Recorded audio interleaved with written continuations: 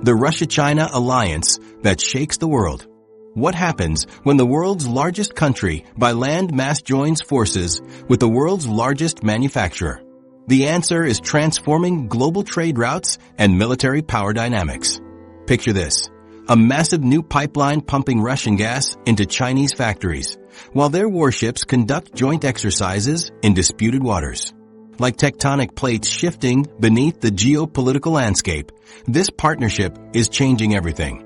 In this investigation, we map the extensive network between Russia and China, from billion-dollar energy deals to coordinated military exercises that increasingly alarm Western strategists.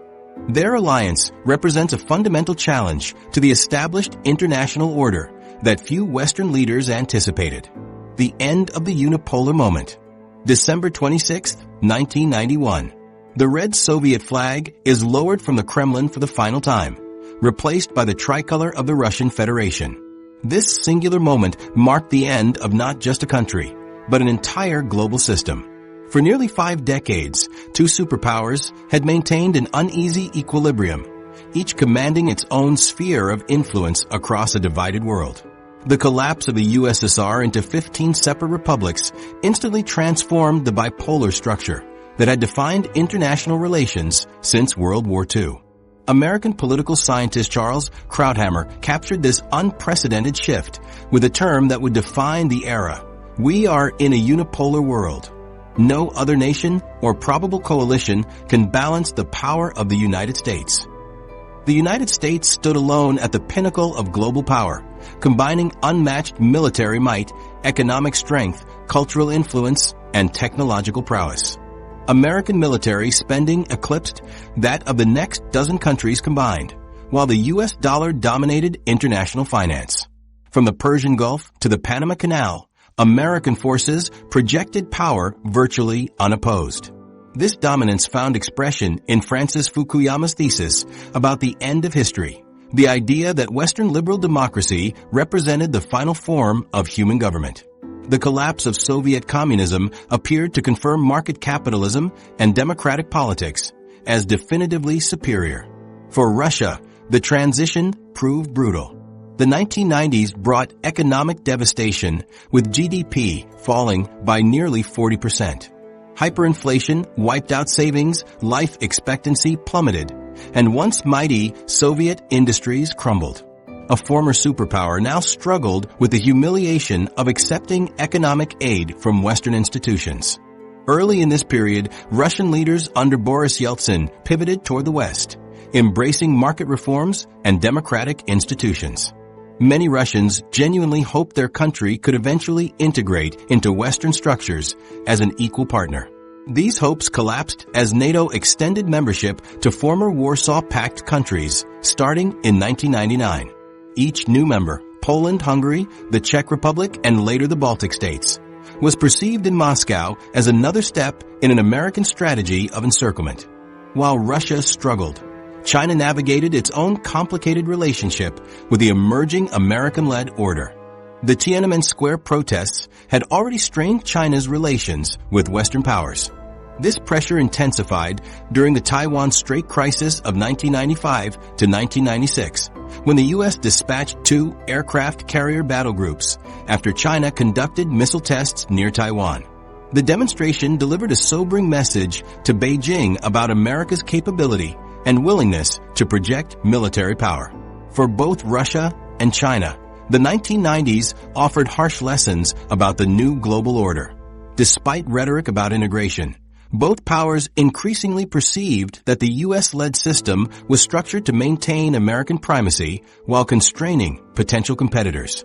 Western-led globalization, initially embraced as an economic opportunity, began to look like a political threat, a vehicle for promoting Western values that could undermine their regimes. This perception crystallized during the Kosovo War in 1999, when NATO launched airstrikes against Yugoslavia without UN Security Council authorization. For both countries, this action represented a dangerous precedent. When the Chinese embassy in Belgrade was bombed during the campaign, killing 3 Chinese journalists, Beijing rejected U.S. claims that the strike was accidental. The pattern continued into the early 2000s. the U.S. withdrawal from the Anti-Ballistic Missile Treaty in 2002, and missile defense deployments in Eastern Europe alarmed Russian military planners. The Iraq War, launched in 2003 without UN approval, reinforced perceptions that America would act unilaterally, disregarding international institutions when convenient. For China, America's military presence in Afghanistan and Central Asia after September 11th created new strategic pressures. The U.S. Navy threatened China's vital sea lanes, while American criticism of Chinese currency and trade practices intensified. These shared experiences gradually pushed two former adversaries toward a pragmatic reassessment of their relationship. Despite lingering historical mistrust, Moscow and Beijing recognized that cooperation might serve their mutual interests in a world dominated by American power. The Soviet collapse, which initially created an unprecedented opportunity for American leadership, ultimately set in motion forces that would challenge that dominance. By treating Russia as a defeated power and pursuing policies that China perceived as threatening, Western nations inadvertently created conditions for an alignment between their two most significant geopolitical challengers. This reorientation developed gradually. Throughout the 1990s, both Russia and China maintained their primary focus on relations with the West. But beneath the surface, the foundations for a new strategic partnership were taking shape. One based not on shared ideology, but on shared interests in navigating an American-dominated system. The Unipolar moment contained the seeds of its own transformation. American primacy, rather than marking the end of history, catalyzed a counterbalancing alignment that would eventually challenge the foundation of the post-Cold War order. The Shanghai Five, first steps toward alliance. The most powerful challenges to global order often begin with the most mundane solutions. As Russia and China faced the chaos of post-Soviet borders in the early 1990s, they made a pragmatic choice that defied centuries of mutual suspicion. What began as simple boundary demarcation talks between wary neighbors would evolve into perhaps the most consequential geopolitical counterweight of the 21st century. The dissolution of the Soviet Union left China sharing borders with four new countries where once it had only faced the USSR: Russia, Kazakhstan, Kyrgyzstan, and Tajikistan. These borders stretched over 7,000 kilometers through challenging terrain, from Central Asian steppes to the Far East wilderness. Many sections remained poorly defined or disputed after decades of tension, representing dangerous flashpoints. The 1969 clashes along the Ushuri River, which had brought fears of nuclear escalation, remained a fresh memory. For China, securing its western frontier was crucial for stability, particularly in Xinjiang. For Russia and Central Asia, resolving these disputes was essential during their difficult economic transitions. Like engineers laying the first planks of a bridge across treacherous waters, these nations began constructing a diplomatic structure that would eventually span continents. April 26, 1996, marked a transformative moment when representatives from these five nations gathered in Shanghai to sign an agreement on military confidence-building measures. This treaty on deepening military trust in border regions reduced troop concentrations along borders and created consultation mechanisms to prevent misunderstandings. The Shanghai Five had created a cooperative framework based on mutual security interests. The agreement required notifications before military exercises within 100 kilometers of borders and established regular meetings between defense officials. This represented the first multilateral security mechanism in the region not dominated by Western powers, an initial plank in what would become a bridge to a new geopolitical alignment.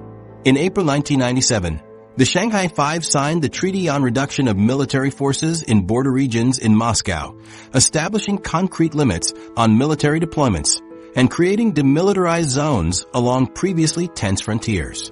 Each agreement strengthened the diplomatic bridge, adding stability and bearing more weight. The framework soon expanded beyond border security. Annual summits became regular diplomatic fixtures, with each member hosting on rotation. By 1998, the Almaty Summit had broadened discussions to include regional terrorism, religious extremism, and drug trafficking, issues affecting all 5 countries. The peaceful resolution of border disputes yielded concrete results. By 2000, China had negotiated boundary agreements with Kazakhstan, Kyrgyzstan, and Tajikistan, resolving 98% of disputed borders. Progress continued on the more complex China-Russia border. This border diplomacy foundation supported more ambitious construction. In June 2001, the 5 original members plus Uzbekistan established the Shanghai Cooperation Organization, SCO. This transformation from a border security forum into a permanent international organization with a charter and secretariat in Beijing signaled a new phase in Eurasian integration. The SCO's founding charter emphasized principles different from Western models, rejecting hegemony, while advancing a new security concept based on mutual benefit. It enshrined non-interference in internal affairs, challenging Western notions that human rights concerns could justify intervention. The timing proved significant. Just 3 months before the September 11th attacks would bring American military presence to Central Asia. The organizational bridge now provided a ready framework for Russia and China to coordinate their responses. As the SCO expanded, each new plank strengthened the structure. Economic collaboration became central, with initiatives on trade, investment, and infrastructure. Cultural exchanges built people-to-people connections. By 2003, the organization implemented joint projects ranging from energy to telecommunications. The SCO began conducting joint military exercises, starting with limited peace mission exercises in 2003 between Chinese and Kyrgyz forces. By 2005, these expanded dramatically to involve 10,000 troops from China and Russia in complex operations, the first major joint exercise between these former adversaries since the Cold War. The organization's gravitational pull extended widely. Mongolia joined as an observer in 2004, followed by Iran, Pakistan, and India in 2005. This created a network encompassing much of Asia, excluding American allies like Japan and South Korea. For China, the SCO advanced its Western development strategy while securing frontier regions. For Russia, it maintained influence in former Soviet spheres while counterbalancing Western power. For smaller Central Asian states, membership provided leverage between powerful neighbors. By the mid-2000s, this modest border security forum had evolved into the institutional framework for a new Eurasian alignment independent of Western influence, a completed bridge connecting previously suspicious neighbors. This evolution exemplified a different approach to international institution building than Western models. Rather than beginning with grand declarations, the Shanghai process addressed specific, manageable problems. It prioritized practical cooperation over ideological alignment and respected diverse political systems among members, laying plank after plank until a stable structure emerged. The Western push, unintended consequences. In a profound geopolitical irony, the very policies designed to expand Western influence became the catalyst that cemented the Russia-China partnership. While Moscow and Beijing were building pragmatic cooperation through the Shanghai process, Washington and its allies were making decisions that would fundamentally reshape the strategic calculations of both powers. The early 2000s marked a critical shift in how both Russia and China perceived Western intentions. The U.S.-led invasion of Iraq in 2003 stands as a watershed moment. Despite lacking UN Security Council authorization, the United States assembled a coalition of the willing to overthrow Saddam Hussein's regime based on claims of weapons of mass destruction that were never found. Leaders in Moscow and Beijing saw this as evidence America would bypass international institutions when they constrained its objectives. Vladimir Putin, initially supportive of the U.S. war on terror, condemned the Iraq invasion as a grave political error. Chinese President Hu Jintao similarly criticized the action as undermining the UN-centered international order. Both powers recognized a concerning precedent. If America could unilaterally remove a government in Iraq, similar interventions might occur elsewhere when American interests dictated. This concern deepened during the color revolutions in post-Soviet states, 2003 to 2005 the Rose Revolution in Georgia, Orange Revolution in Ukraine, and Tulip Revolution in Kyrgyzstan. Each followed a similar pattern. Mass protests against allegedly fraudulent elections replacing pro-Russian governments with Western-leaning ones. While Western governments described these as democratic movements, Moscow and Beijing saw external manipulation. Russian Foreign Minister Sergei Lavrov characterized them as engineered from the outside according to prepared scenarios, noting Western funding of opposition groups. For Beijing, having faced the Tiananmen Square protests, these movements represented a dangerous template for regime change potentially applicable to China. The perception of Western-backed regime change intensified with NATO's 2011 Libya intervention. What began as a UN-authorized humanitarian mission transformed into an operation to overthrow Gaddafi. Having abstained from vetoing the UN resolution, both powers felt betrayed when NATO's actions expanded beyond the mandate. Russian Prime Minister Medvedev stated, "The way the resolution is being implemented confirms that we were right when we decided not to send our troops into Libya." NATO's eastward expansion simultaneously heightened Russian security concerns. The 2004 accession of 7 new members, including the Baltic states bordering Russia, brought the alliance to Russia's doorstep. The 2008 NATO Bucharest Declaration that Ukraine and Georgia will become members directly challenged Russia's sphere of influence. The U.S. missile defense system in Eastern Europe further strained relations. Despite Washington's insistence, it targeted Iranian threats. Moscow viewed it as undermining Russia's nuclear deterrent. When the Obama administration announced plans to deploy these systems in Poland and Romania, President Medvedev warned of a new arms race. China faced different pressures with similar effects. The Obama administration's 2011 pivot to Asia rebalanced American military and diplomatic resources toward the Asia-Pacific, strengthening alliances that effectively encircled China. Economic tensions grew as Western countries scrutinized Chinese investments and technology companies, reinforcing Beijing's perception of containment efforts. The pivotal moment accelerating the Russia-China partnership came in 2014 after Russia's annexation of Crimea. Western economic sanctions, Russia's expulsion from the G8, and diplomatic isolation effectively closed off Russia's Western integration. With European markets restricted, Russia pivoted eastward. The timing benefited both nations. China, facing growing U.S. trade tensions, welcomed a reliable supplier of energy and military technology resistant to Western pressure. Russia found in China a partner with abundant capital and a massive consumer base. Their pragmatic alignment evolved into strategic necessity. Results materialized quickly.